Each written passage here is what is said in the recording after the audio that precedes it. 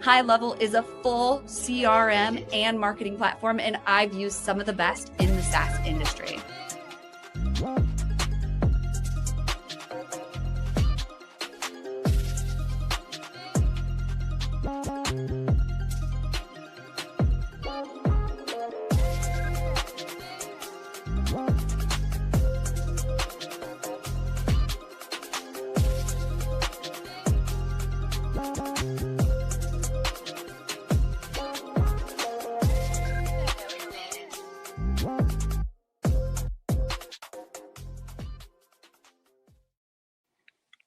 And we are live from LinkedIn, YouTube, Facebook, X. We've got Instagram. Oh, shoot. Got to click that go live on Instagram. They always have these extra steps on Instagram. But it's Revening's Wednesday. Welcome to Wednesday, Revenue Party people. We have our hot guests and our hot topics. We're going to get right into it. But I've got to mention Cherry Assistant first. Big shout out to Cherry Assistant. You can't get by and grow a business without delegating. And when you are first getting started, working with a virtual assistant is a great way. So I'm sure there's some tasks that you have on hand that you shouldn't be doing. You should be delegating. Scan that QR code, or if you're listening on podcast later on, go to cherryassistant.com and talk to them about a VA. Maybe you need a bookkeeper. Maybe you need an executive assistant. I've got a producer here behind the screen, but that's what we do here. Maybe there's something else that you need. When you contact Cherry Assistant, let them know that you heard about them through Wednesday for $250 off your first month. And also, I have to tell you about High Level. It's $97 a month to get started. And you get 3 accounts for a CRM and marketing automation platform.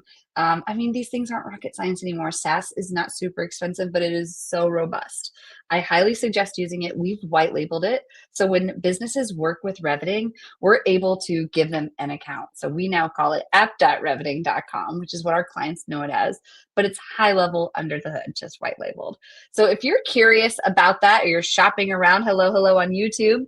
And if you're here, let us know you're here. Leave a comment. We want to make this episode for you. Let us know, where are you tuning in from? What is interesting in sales and marketing to you? Trust is huge. Trust is hard to build. And we're going to be getting into that a little bit on this April Fool's Day. And I'm not fooling around about that. We really do want to hear your comments. Hear your comments, see your comments, put them in there. Let us know. But until then, let's bring on our guests and welcome. I'm excited to welcome. We've got Seva and Gal. Thank you so much for joining. Appreciate you being here. Thank you for having us. Absolutely. Well, let's get right into it. I'm going to put that clock up on the screen, or ask Layla to. And if you could fill us in on your full life story from birth to what brought you to now. Before we get into all these sales and marketing topics, we want to learn the real human you. So what do you think? Gal, can you kick us off? Sure. So my origin story is very unique in the sense that I never thought that I'm going to be in advertising, because as I was kind of growing up, my dream was to be a journalist.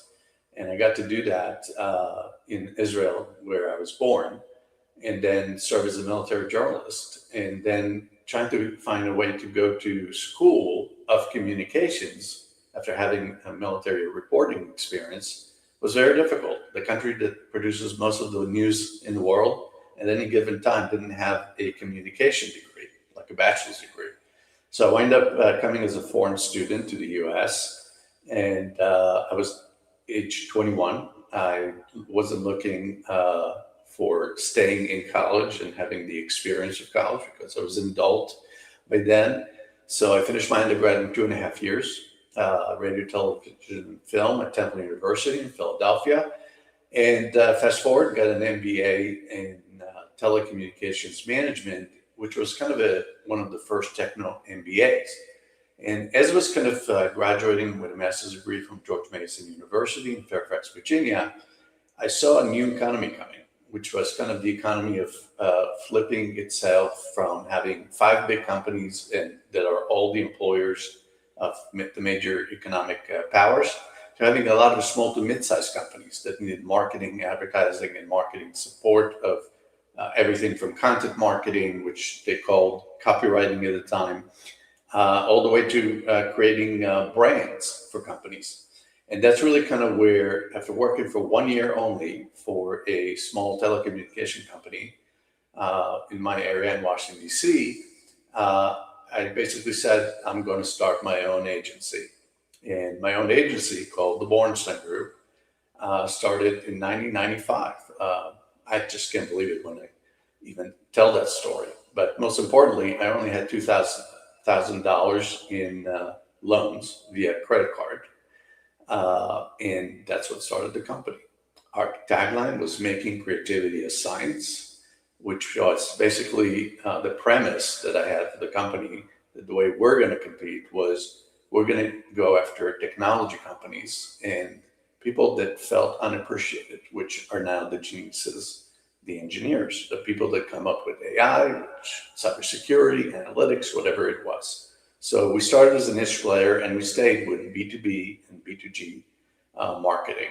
And as I run the Borenstein Group as a branding agency in the Washington, D.C. area for technology companies, the two other things that I did was start writing about in form of articles on LinkedIn, and only to find out that I need to write kind of a letter, if you will, to CEOs and to leaders of companies that forgot what trust is in the system of values as it relates to creating trusted brands. And in the past few years, since COVID to now, we have a significant erosion of trust.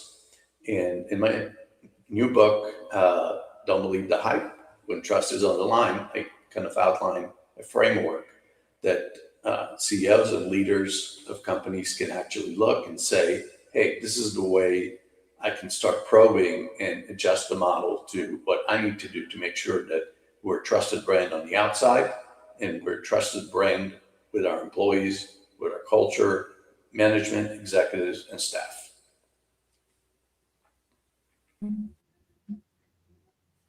That is so good and so important too. Culture is important. Well, thank you for that. Well, Seva, how about you? We're looking for your full life story from birth to what brought you now to now before we get into all these marketing topics. Yeah, sure. So I'm the CEO and founder of Pluto AI, but actually, like at first, I was a computer science student, won National Olympics, took second place at Intel Science and Engineering Fair, but at the time, developing things was painfully slow. So I decided to go the other way, and me and my co-founder and other friends, we launched our first business. It was a marketing agency, performance marketing agency mostly. And that became surprisingly successful. We've been doing it for 15 years, scaled to 100 plus full-time employees, traveled the world, managed millions of dollars in ad spend. And that took like 15 years, like basically half of my life. After that, I got a little bit like bored of that side of the business and decided to launch marketing data platform. Like the line of thought was like, okay, what sits in the core of what we're doing for our customers to help them grow their business using digital channels? That's data and data-driven marketing and making the right decisions. So we decided to start to make a data platform.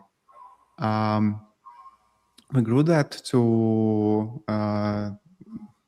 like dozens of customers, almost 100.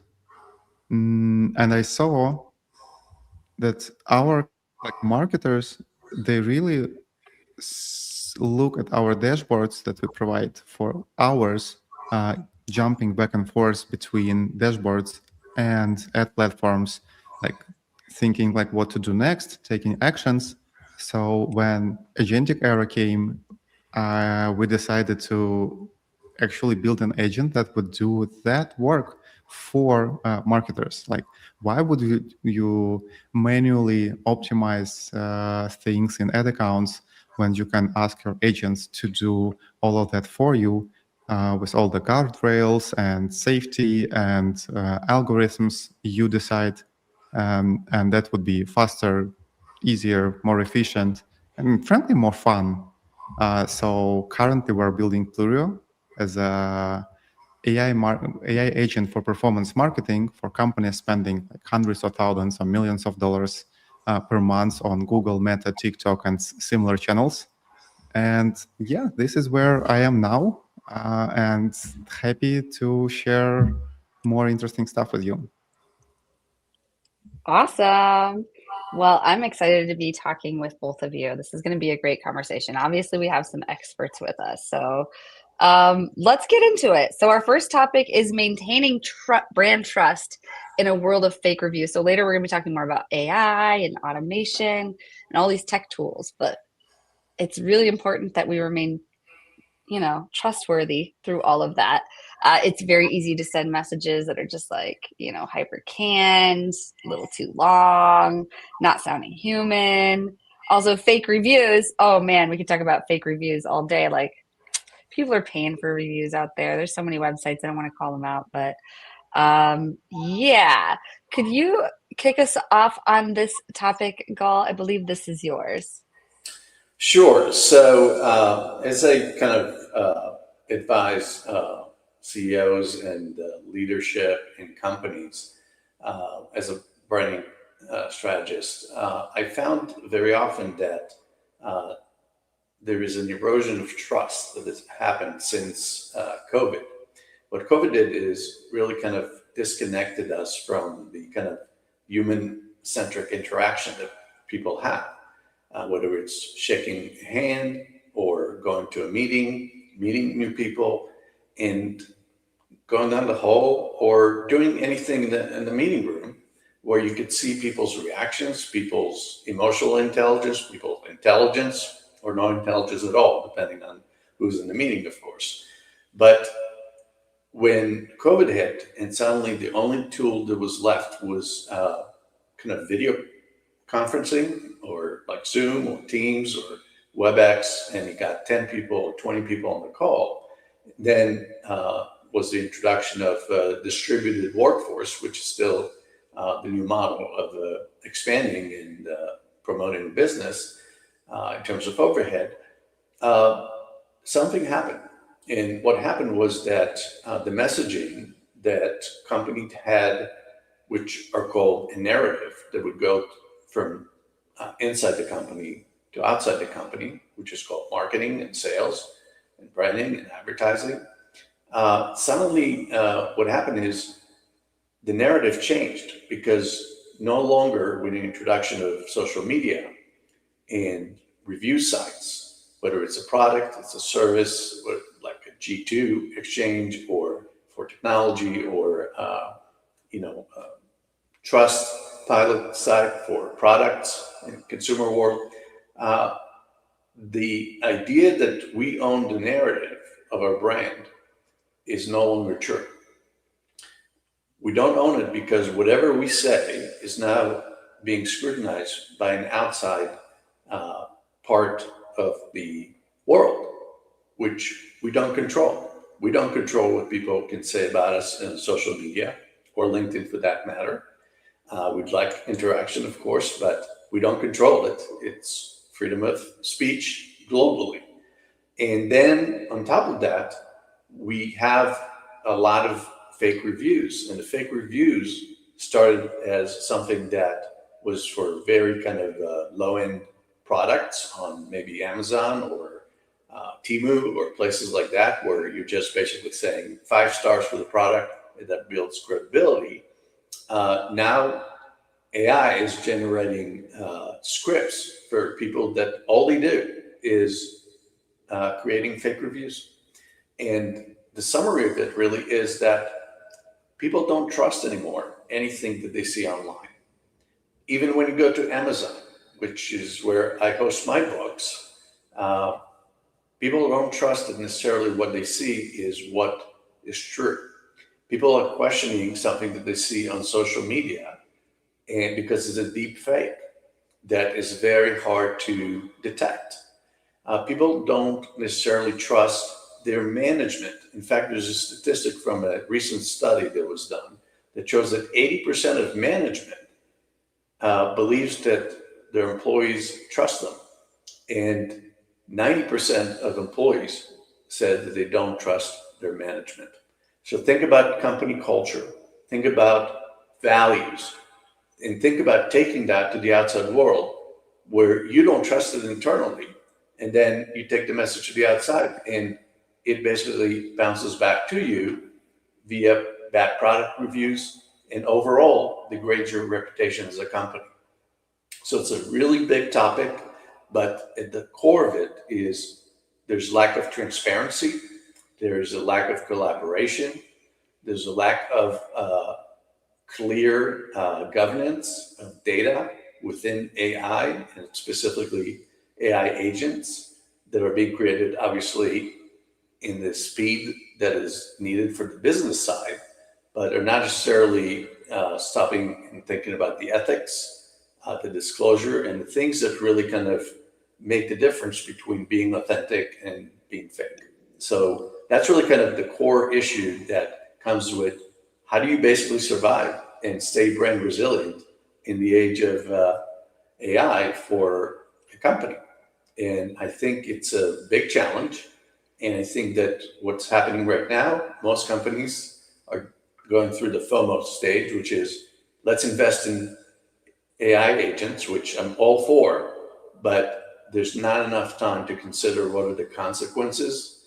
And most importantly, what's the brand reputation that you're going to have if you don't prove something that mass replicates itself 1,000 times. So yes, you can send 10,000 emails and get 1,500 leads, but if there's no quality assurance and there's no subject matter expert that's actually creating the program rather than just coding it, you're automating a mistake. You're not automating a solution. Yeah, definitely. And I think it's interesting to talk about fake reviews too. I would love to hear people in the comments. We've all seen fake reviews. Like, what kind of fake reviews come to mind for you? I mean, people are buying fake reviews everywhere. Like, people are getting paid to do reviews. I get paid. Like, it's like 50 cents a piece every time I review something on TikTok. It's kind of crazy. I could just sit there all day, cha-ching, cha-ching, cha-ching, just like it. Some are worth more than others. Or like, in the B2B world, you have uh, what's that website? G2. To I don't know if exchange. those are fake reviews. Yeah, so like, the more reviews you have, the higher you get ranked. So of course, everyone's trying to like get those reviews in there, and it's like, okay. So yeah, I don't know. That's one thing, and that's one reason why I'm really into organic marketing and going live specifically, because this is real. We can talk to you in the comments. You got a question, you're watching. There's 5 of you on YouTube. I don't know how many there are on LinkedIn or Instagram. But like, you're here, and if you have a question, you can talk to us. We're real human beings, and that's trust. But if I put like an overly produced image on LinkedIn and it looks like an ad, people are less likely to look at it, engage with Exactly. it, and then they lose trust with you. And then all the other stuff you're talking about, like company culture, and that's a hard one. But it It's is so not as true. hard as you think. If you think about it, Yeah. what is basically, as citizens, we have a constitution in the United States, right? And that's basically, freedom of speech, for example. You can argue how much freedom of speech, but freedom of speech is a value that is part of the culture and part of the framework that we all live under in the United States. So if you think along that line, every company has an ethos, which is kind of the why. Why do we exist? For example, Apple think differently, or anybody else that basically has that thing. That really kind of should permeate from having the employees believe in it, management believe in it, which becomes then your brand promise to the market. And then when you go to market, you have to do promises made, promises kept, and then deal and be interactive through AI, through social media to create a digital footprint for your brand. to be resilient, because even if you got a bad review on something, but you still have content and strategy and thinking that your company is unique and differentiates itself on its ethos and its cultural values, and people on the outside believe that you have values to begin with, that's the difference. And that's where authenticity plays the highest role. Absolutely. Seva, I'm curious, what's your take on all of this? Oh, I have a completely opposite take. Share it, please. Obviously there are some people and companies that have let's call it fake intentions, that want to maybe just grow business at any cost. But most of the people, they have really good intentions. I truly believe in that. But the problem is making things work. Think about how hard it is to organize a picnic with friends, or start a small business like a cafe or restaurant or something like that, and how many things go wrong. Now imagine how hard it is to build a larger brand, larger company.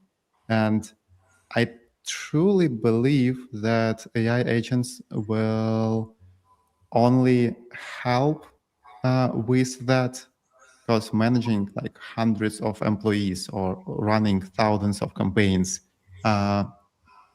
it's hard in itself.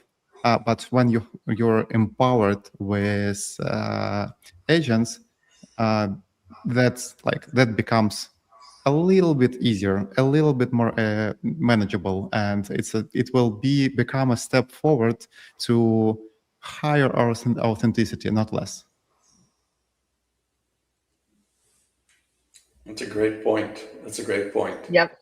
I just wanted to kind of reiterate that, kind of in the world that we live in, Seva, as you kind of described, you're basically saying there are true problems of productivity with good companies that want to achieve something. And you're basically kind of accelerating the solution to make it more effective in the marketplace. And as a result, those companies will grow if they're doing all the right things. But sometimes, in reverse, when it comes to kind of brand messaging, you got to think about what is the solution and what is the problem. Sometimes there are problems in search of solutions, but sometimes there are solutions in search of problems. And a lot of technology, many times, comes so much ahead in time vis-a-vis starting an idea and innovating. It creates basically the issue that, the famous adage about no law has ever been legislated about the traffic light before somebody died. Nobody put a traffic light in an intersection before people died. Right? I don't want to be that dramatic, but the point being, the ideal situation for brand resilience and continuing to not have erosion of trust is making sure that what is handed to you, even as a partner, performance partner, is to make sure that the story and the narrative and whatever the automation, we're not automating the problem. And the problem that I say is not the automation, the problem is automating the substance or the content that could be completely wrong or not vetted or not completely accurate as it relates to what people need. And then when you basically help a company with 50 people or 500 people force multiply to doing 500 times again, which is wonderful. The question is, are we going to kill the brand of the company if it's a mistake, which is not yours? It's the content creator's fault or the company's fault for not doing that work. Does that make sense? Absolutely. And I agree with literally everything you said and come to the opposite conclusion. Imagine something bad happens to your brand, and you have dozen of people, couple of agencies running marketing for your brand. Something bad happened, and now you have to change the culture, the processes, the checklists, the safety protocols, the brand review, all of that just to avoid those problems. That is a massive process in itself. Now think about a moment where eliminating that kind of problem would be like a one evening task, just working with your Cloud Code, adjusting your workflows and safety guidelines, and all of that. Yes, there will be mistakes, but fixing and building systems that are resilient to those mistakes is so much easier than when you don't have those tools. I agree with you, and it's a terrific point. And I think what we're talking about together is kind of that ecosystem that provides the solution, but also identifies the problem. And it's just basically the sequencing sometimes. What I see in branding and talking to CEOs of companies is they're not really aware of all that. They just say, let's put AI because it's faster or because it will produce productivity, but not asking the question about what productivity are we going to get that will affect and impact more than just the sales, but also maybe recruitment and all type of other things that go under what we call a company brand. So I agree with you 100%.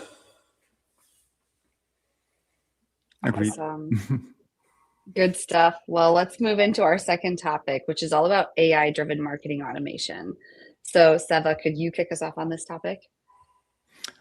Sure. So basically, my whole life, I've been in performance marketing, almost like since the launch of Google Ads and paid search, and then display ads, and then Meta and social ads, and all those networks and everything.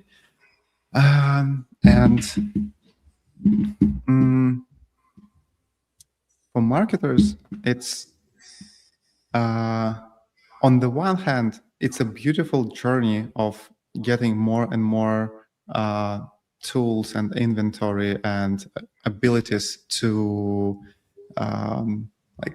bring their message, acquire, target right audience, acquire customers, build better business. On the other hand, it becomes so frustrating to spend hours per day managing those hundreds of thousands of campaigns, ad sets, creatives. I think everybody, it's a common knowledge that running meta campaigns is a constant flywheel and pretty struggling process where you create new ads, new ideas. You launch them, and only 5% of them actually become winners. Only 5% of your ads bring 80-90% of revenue and profits. Then you have to babysit those campaigns. When you run ads for e-commerce brands or for retail brands, it's relatively easy. The automation is there, and you can just use ad platforms to manage that for you.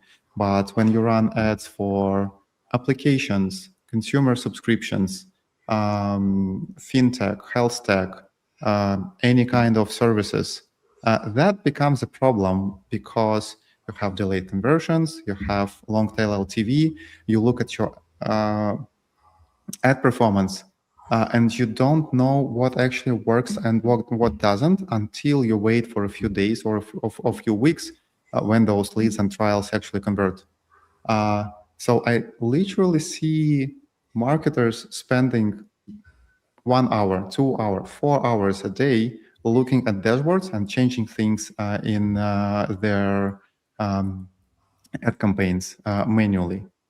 Yes, they can do some kind of automation, but only on ad platform data, and that's just not enough. And what I see with our clients, it's like a huge relief when you can just ask an agent hey, go analyze hundreds of my ad sets, hundreds of creatives, and suggest what exactly should I do and what is the highest priority. Which of those are actually not working and should be killed? Which of those are actually working and should be scaled and ideally scaled faster, which of those start to burn out, and what should we do with them and at which point, and how we can like reallocate budget in general between channels, between campaigns, between regions, between specific ad sets. And like brands and companies at scale, they have thousands of them, and that becomes a huge problem. So agents can do exactly what you asked it to do, and bring you the real results. So instead of doing that manually, you can just work with the results of this process. If you don't like the process, you just ask an agent to fine tune it a little bit. Like, hey, you made a mistake here. Next time, don't do it, please. It takes time. It's not like a one evening thing. It might take like a week, 2 weeks, a few weeks, but after that, it just works almost exactly like pretty consistently, like 99% consistently, saving a ton of time, suggesting decisions faster, better, more accurately based on the data. And when you get used to that, you can ask an agent to actually create automations. So convert those AI workflows that are 90%, 99% accurate, but not 100% accurate, into actual automation with rules to fully automate that without any mistakes, using your own logic that can be improved over time. So basically, this process alone eliminates like maybe 30% of the most hated part of the work of performance marketers, while improving efficiency and giving the team superpowers. And that's what's working today. And I'm not even talking about how is it possible to analyze like hundreds of parameters of your creatives and audiences, and what's the right combination and match, and should you try next. Analyzing your competitors, hooks, what really captures attention, finding definitely. those little gaps that doesn't work and should be like you cannot do that manually with your own eyes. You don't have enough time and attention. An agent have pretty much infinite attention as long as you know how to run them. Yeah, you have to have the skill. So question in the comments, babysitting campaigns is the perfect way to describe it. Feels like you blink and performance drops. Do you think AI will actually fix this or just add more noise? Depending on like your skills, at first it would add everything, efficiency and noise, but over time, I think everyone will just adapt a little bit. It's just like, it has the same learning curve as any new technology. So at first you play with it, then you make a few mistakes, then you get better, and then it just works. So when we think about like these early days, you might have a criticism like, hey, I tried it once and it didn't work. Of course it didn't. Like spend a little bit, like have a little bit more trust in that, like play with it on like minor scale. And then once you see it's working, then you can expand to all of your campaigns or all of your products, regions, channels, teams. So I have a question for you, for the audience. I think very fascinating to hear what you're describing is really kind of an industrial revolution in marketing, especially. One of the things that, I talk about in my book about trust is really kind of the fact that we still need a human being with a heart, with sentiments and ability to make emotional decisions when it comes to anything. And as far as now, I don't feel or haven't seen, maybe you can share with us from your perspective, how do we basically bring that authenticity, number one, to any kind of AI agent creation? So it has the human in it, even though it's all about the numbers at the end of the day. And then the second part is, how do you basically govern it so it actually meets all the expectations of a brand from that perspective? Great question.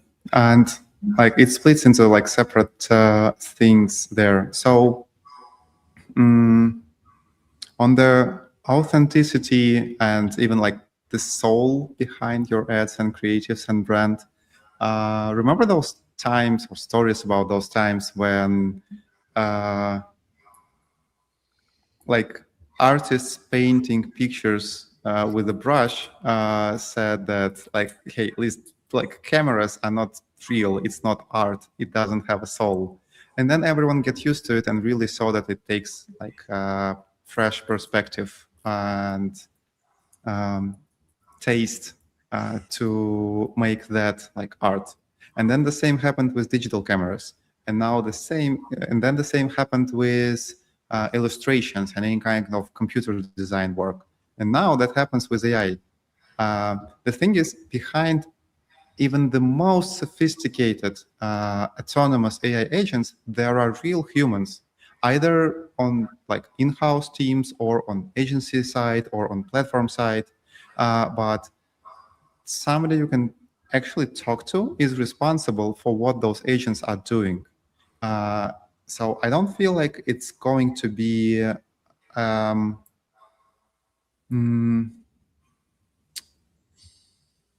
an issue of that scale that everyone is scared of, because ultimately there are real humans with taste, with heart, with soul that actually make those decisions and adjust those agents if that like deviates from what is an ideal outcome for a brand.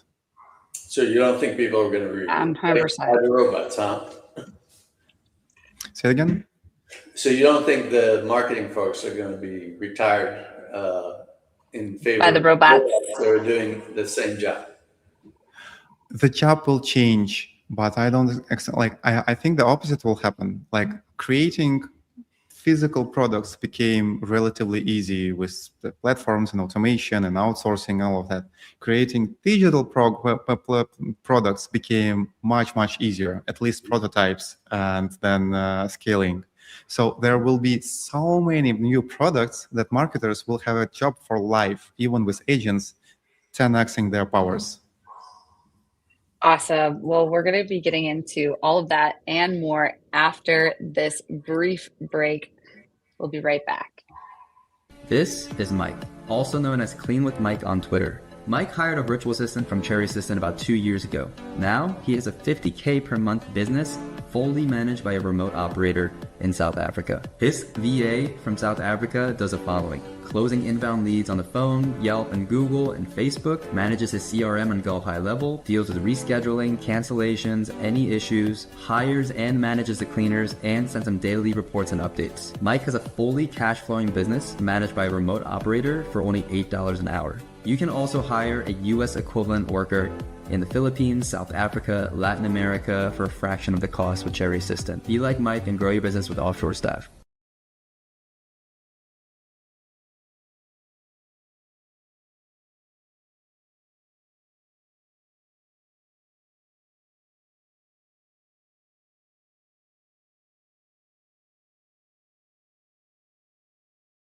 At Reveting, we help B2B founders, executives, brands turn their live streaming into a real revenue channel. One live stream turns into a podcast. It turns into a social clip.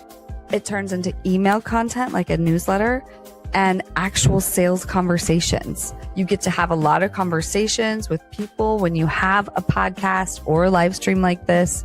And if you want to be known, trusted, and remembered in your industry, without being online 24/7, worrying about your posting, this is what we do. Just head on over to reveting.com and let's build your show. I want to give a quick testimonial for the Reveting team and Jessie. I was really nervous about doing lives. And so thanks to Jessie and her team, I've now been doing them for, I think, 7 or 8 months now. The other thing is they very much have helped me increase my reach and online presence. So thank you, Reveting and Jessie. One of the problems that we struggle with is getting our brand out there. What Jessie and her team have been able to do for us is to take advantage of LinkedIn and the idea of going live on LinkedIn and using that platform to its fullest extent through the way they're able to take the live event and break it down into bite-sized posts. Your team shows up very organized. They were able to take what was limited in terms of how our brand shows up,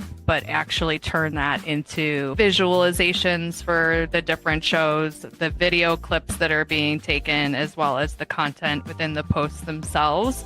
Jesse, I love what you and the team do. You make it so easy for me to get in, have a meaningful conversation with some amazing guests, and then watch the post-production. I've been picking up 50 followers a day just because that content is resonating so well. And I've had a number of people reach out to me who want to be guests on the show. So it's working across a lot of different channels for me, and I can't thank you enough. Awesome. I love that ad. But let's get right back into these topics because we're talking. Oh, thank you, Layla. I just clicked on top of you. I'll let you pull it back up. Maintaining brand resilience in the age of AI. So, Gal, I'm going to pass it back to you. Can you kick us off? Sure. So here's the reality. In the new world, your brand really depends on your digital footprint outside your company. It's nice to have a website, and the website starts with building trust when somebody visits it. But the attention span of people has become so short. Think about YouTube Short. And when they're looking at your website first, which is your opportunity to tell your narrative and your story, they're looking at signals of trust. And signals of trust could be, for example, do you have clients? Do you show off who your clients are? Do you have case studies that talk about what you do? If you can talk about what you do in a case study, do you have user case scenarios? And then you go to the press room. And I can tell you today, I went to 6 different websites in technology companies that have their last press release from 2019 as part of their brand. How many people are going to trust that in the age where you can get a responsive website from another company that basically shows you all those trust signals in place? So I think the first part of the equation is own it and create accountability within your company as a marketer to make sure that you have all those trust signals in place, and don't wait for somebody to insult your website from the outside on a golf course where 2 CEOs are talking about it. And there's a story that I heard many times, and it's not a legend, it actually happened, where a CEO meets another CEO on a golf course here in Washington, DC area. And one asked the other, how many employees does your company have? And, the big guy says, we've got 6,000 employees. And the other company CEO says, well, we have 20,000 employees. And the guys look at each other and say, how is it possible? We visited each other's website. And the answer is image. And image is not just visuals. Image is words. It's content. The more content you have to prove that you're an expert in a niche environment, even when the word looks broad, it isn't. You got to create differentiation and niche on your website, and you got to support it by proof points. And if you have those proof points, then you can parlay that into different use of content, as you described before in the previous segment, what your company does. But the other part is when you go outside, what do you do with the brand and how do you create that resilience is to really continue generating new content assets and promulgate them and distribute them in all the places where decision makers and prospects in your community of interest is going to be. I can tell you what not to do, which is as important. You're not sending a signal of trust if you're just putting something on X or on Instagram to an audience that is not related to your interest. You might get 3 more clicks or 3 more followers, but that is meaningless in terms of business, especially in business to business, where you're looking to people to look at you as the expert. If it's a service, if it's an application, they're looking for a community of users to impress. So what I always emphasize when you're talking about how to keep your brand resilient in this age where you have all these tools. Having the tools doesn't mean that you're actually accomplishing the mission.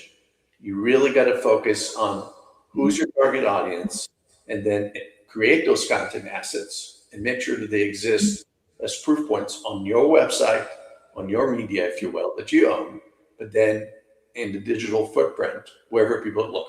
Like, for example, LinkedIn for business to business. That's a perfect example of it.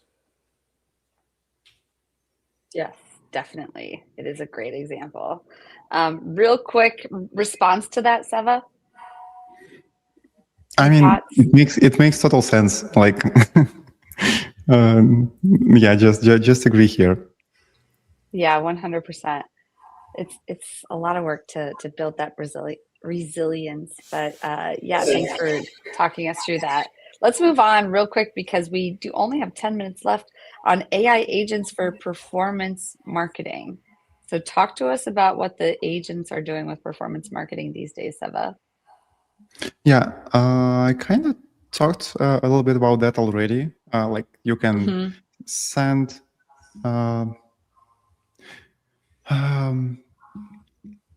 I want to reiterate maybe like specific aha moments that really converts people from being like skeptics to really loving the technology. The first one, at first I didn't think it would be a thing, but it turns out it is. So imagine head of performance marketing or head of user acquisition responsible for hundreds, thousands of millions of dollars in ad spend, managing a team, having like some kind of dashboards built by a marketing operations team, and juggling too many things, having calls with the team and with everyone on the team and agency. And in the end of the day, doing actual research and thinking like, what is the next thing? How can we improve performance? How can we make better creatives? How can we automate stuff and save time? And if that data that is required for that research is not in your dashboard, then you have to like create a task for your team, wait for a day or a week or a month just to get the data to prove or discard your hypothesis about like something in your marketing system. With agents, you can just ask a question and get a full research in like 1 or 2 minutes. And you can iterate on that many times, and that feels like wow, now I have wings, now I can fly, now I can do things that I only dreamed about, and now it's in my hands. So again, I didn't thought that would be a thing, but turns out it is, because it's the most interesting and creative part of the work of media buying teams and user acquisition teams. The second layer is those. Yeah, the second layer are those workflows.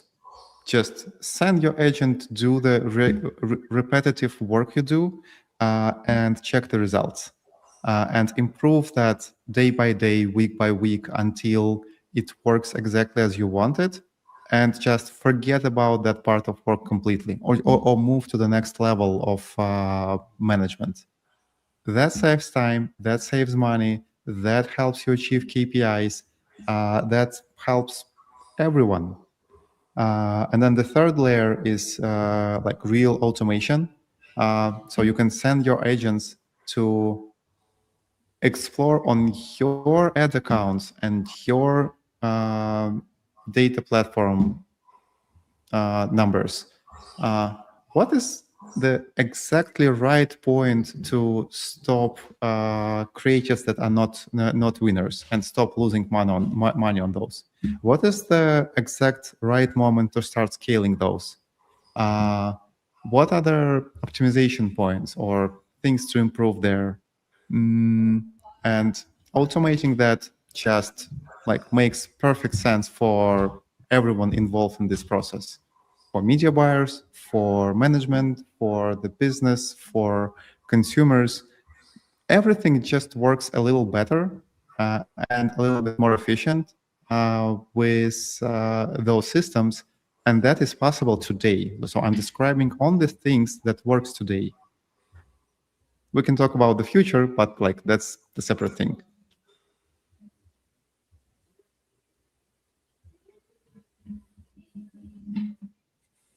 I can hear you. The mic is muted. Of course, I've got my coffee mug here. It says you are on mute. That's not the first time I've done that. I want that one. Yes, exactly. I've been known to stay on mute, but yeah, no, thank you for summing all of that up for us. It's really great. I haven't done performance marketing in a hot minute, but there was a time, I think in like 2017, I was doing Facebook ads, Google ads. And then I became that marketer. I was B2B SaaS primarily, and I would go into companies and shut down all the ads and then watch and see what would happen with the leads and be like, are the leads going to keep coming in? Or like, what happened here? That's always my favorite test, especially these days. I've just become more of an organic marketer. I feel like ads got hard, but you do need ads to scale at the end of the day. So it's always good to hear what Agentic is doing, especially with ads. So thank you with AI. So thanks for talking about performance marketing. Let's get into the guru of the week. I think we've got a quick video for you. The guru of the week. Ooh, the guru of the week. Ooh.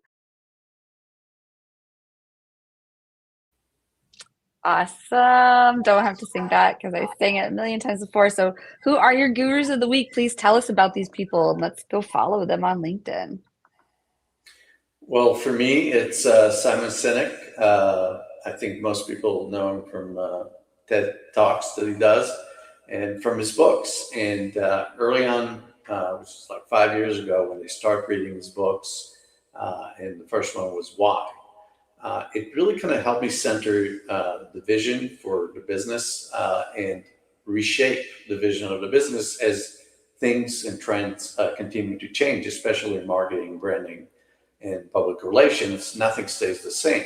And I urge anybody that actually is interested in exploring to buy these books on Amazon, because the why may be different for each one, but having a purpose and delivering that purpose into the what and the how you do it is really kind of the formula for success if you're a thinking individual and want to kind of execute with a heart, with a passion, and of course with the professionalism and high-tech performance that we're all looking for.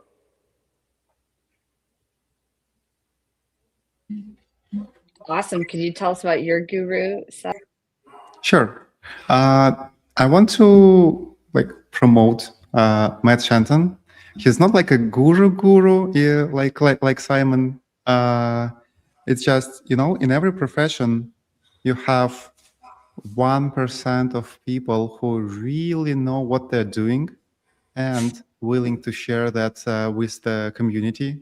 So Matt Shenton's he personally runs large-scale ad accounts and doing a great job there, and runs a New York paid search community of marketers, and shares articles and insights on his LinkedIn page. And we've done a joint webinar last week.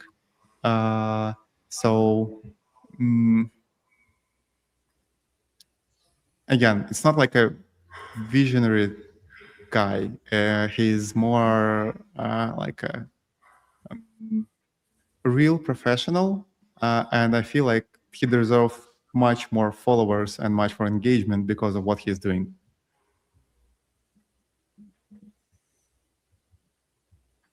I love that. Well, thank you for sharing that. We should all go follow and be more like both of those people. Thank you both so much for sharing your guru of the week. And before we go, we just want to ask a little bit more about both of you.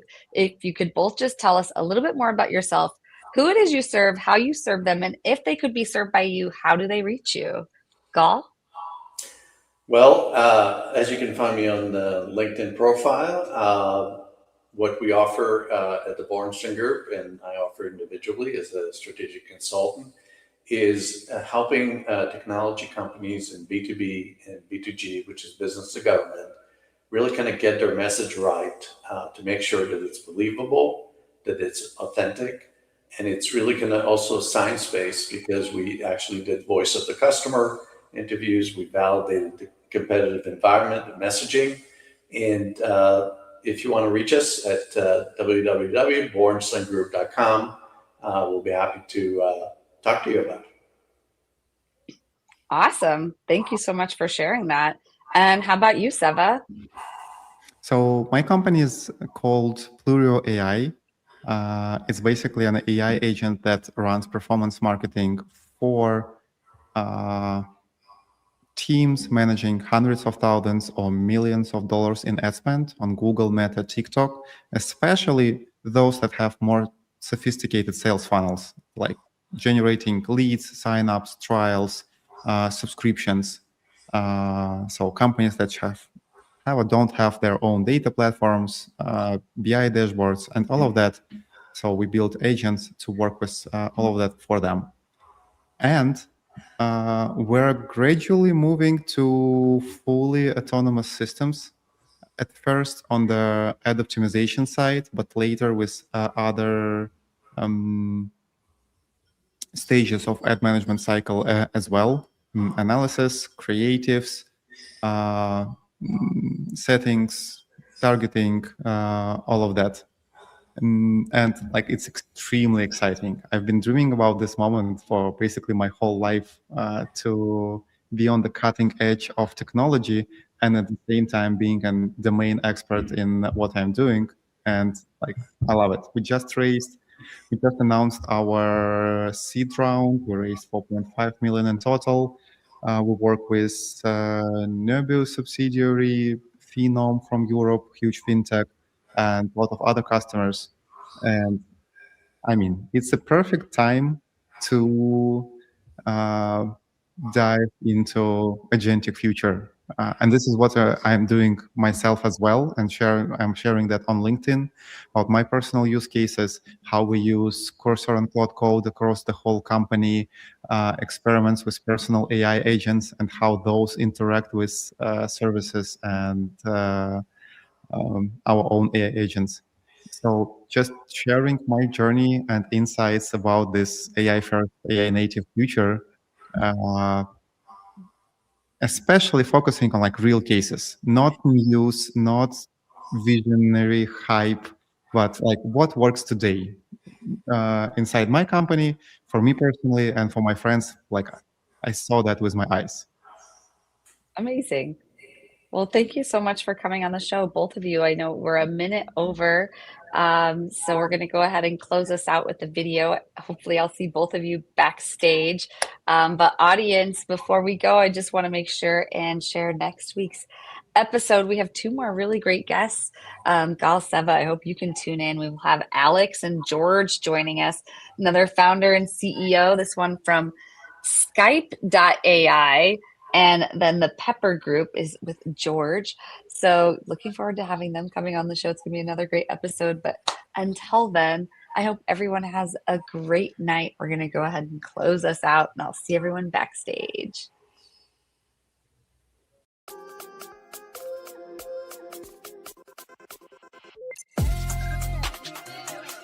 What?